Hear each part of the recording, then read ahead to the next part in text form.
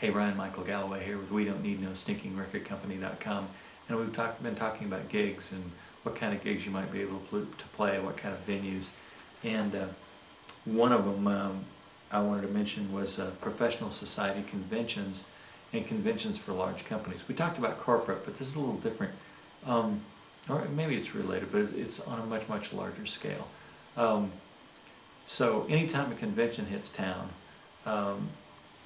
they are going to want to have entertainment for one of their nights. They usually have 3 to 5 nights.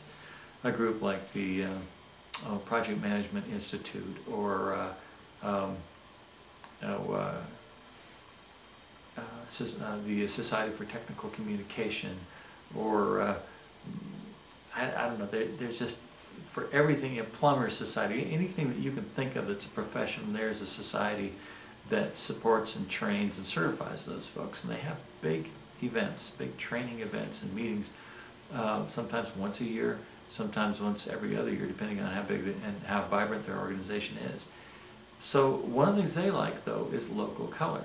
So if you are in Texas and you've got a Texas swing band or something that's really good for boot scooting, and maybe you team up with a dance instructor, you could put on a show where you come in and teach people how to do a quick line dance and play a bunch of music that they could dance to, and you know, give them some real Texas flavor.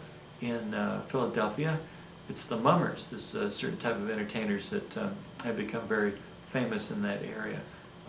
Each area has got their own specialty. I hear that up in Chicago there are people like you know, barbershop quartet singers. So if you are one of those kinds of acts and you can demonstrate a real solid tie with your region and the culture of your region, then I would certainly be looking after conventions that come to town, because they come to town every week. I am Ryan Michael Galloway, and We Don't Need No Stinking Record Company.com.